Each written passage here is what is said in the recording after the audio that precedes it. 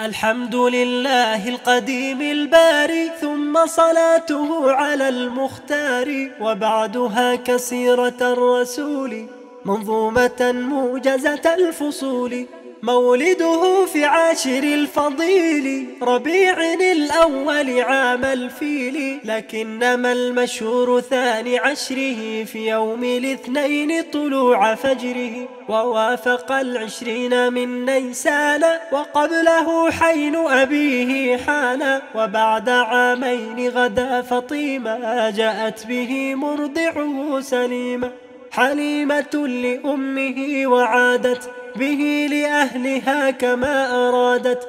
فبعد شهرين انشقاق بطنه، وقيل بعد 4 من سنه، وبعد 6 مع شهر جاء وفاة أمه على الأبواء. وجده للأب عبد المطلب بعد 8 مات من غير كذب، ثم أبو طالب العم كفل خدمته، ثم إلى الشام رحل به، وذاك بعد عام 12، وكان من أمر بحير ما اشتهر. وسار نحو الشام أشرف الورى في عام 25 اذكرا لأمنا خديجة متجرا، وعاد فيه رابحا مستبشرا، فكان فيه عقده عليها وبعده إفضاؤه إليها. وولده منها خلا إبراهيم، فالأول القاسم حاز التكريم، وزينب رقية وفاطمة، وأم كلثوم لهن خاتمة. والطيب الطاهر عبد الله، وقيل كل اسم لفرد زاهي، والكل في حياته ذاق الحمام، وبعده فاطمة بنصف عام. وبعد 35 حضر بنيان بيت الله لما اندثر، وحكموه ورضوا بما حكم في وضع ذاك الحجر الأسود ثم. وبعد 40 عاما أرسلا في يوم الاثنين يقينا، فانقلا في رمضان أو ربيع الأول، وسورة تقرأ أول المنزل.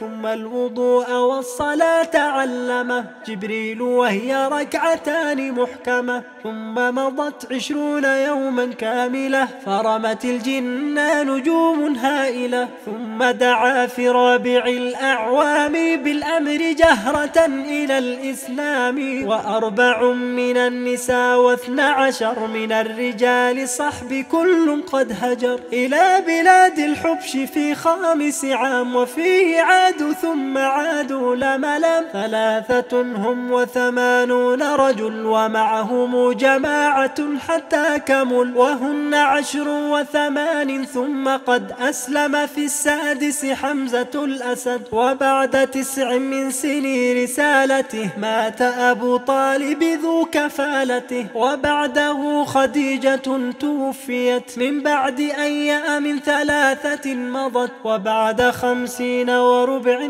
أسلما جن نصيبين وعادوا فاعلما. ثم على سودة أمضى عقده في رمضان، ثم كان بعده عقد ابنة الصديق في شوال. وبعد 50 وعام تالي أسر به، والصلوات فرضت 5 ب50 كما قد حفظت، والبيعة الأولى مع 12 من أهل طيبة كما قد ذكر. وبعد 52 أتى 70 في الموسم هذا ثبتا من طيبة، فبايعوا ثم هجر مكة يوم 2 من شهر صفر، فجاء طيبة الرضا يقينا إذ كمل 53 في يوم الاثنين، ودام فيها 10 سنين كملا نحكيها. أكمل في الأولى صلاة الحضر من بعد ما جمع فاسمع خبري، ثم بنى المسجد في قباء،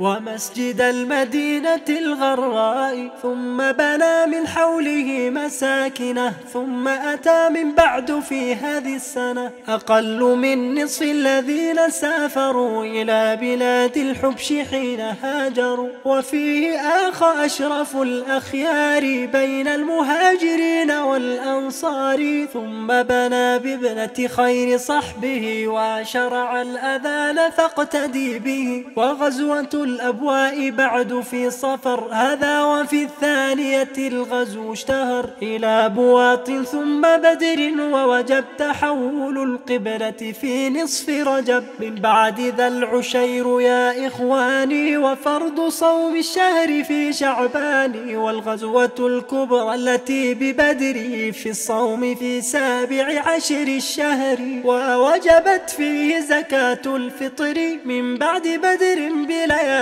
10.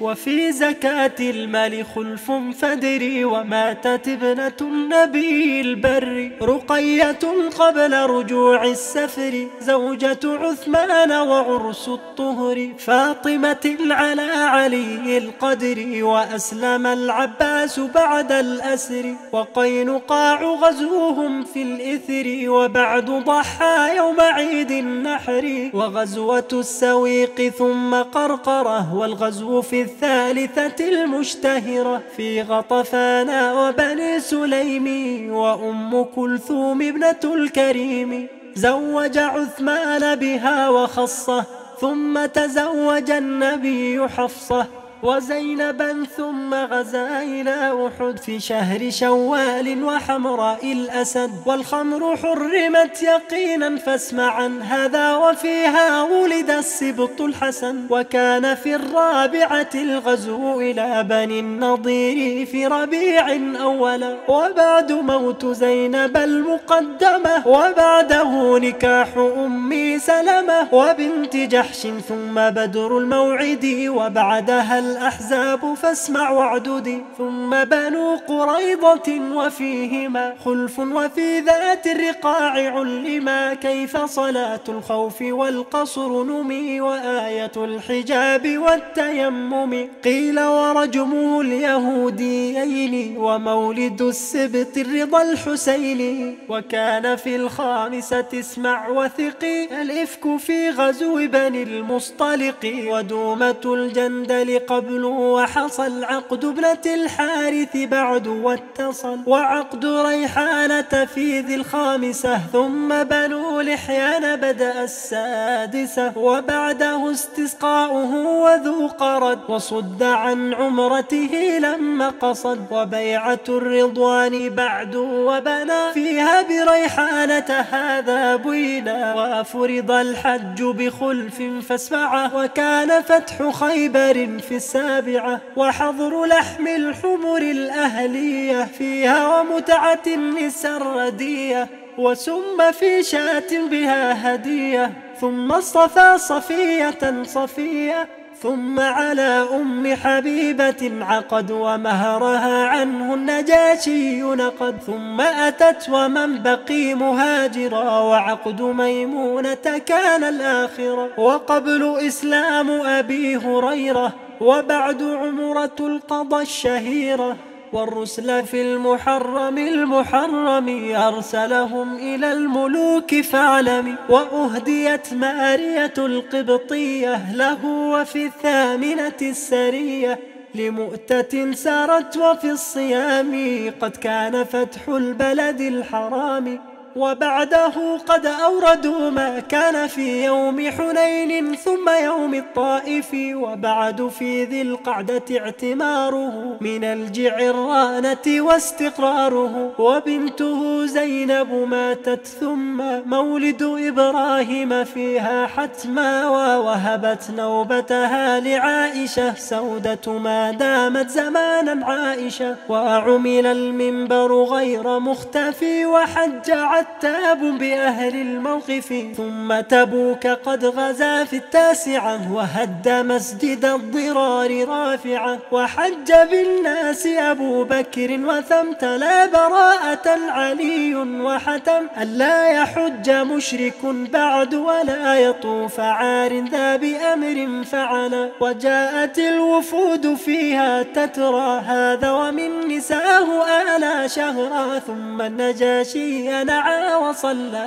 عليه من طيبة نال الفضل. ومات إبراهيم في العام الأخير والبجلي أسلم واسمه جرير. وحج حجة الوداع قارنا ووقف الجمعة فيها آمنا. وأنزلت في اليوم بشرى لهم اليوم أكملت لكم دينكم. وموت ريحانة بعد عوده 29 مدة من بعده. ويوم الاثنين قضى يقينا إذ كمل 63 والدفن في بيت ابنة الصديق في موضع الوفاة عن تحقيق. ومدة التمريض 5 شهر وقيل بل 3 و5 فدري. وتمت الأرجزة المئية في ذكر حال أشرف البرية. صلى عليه الله ربي وعلى أصحابه وآله ومن تلا.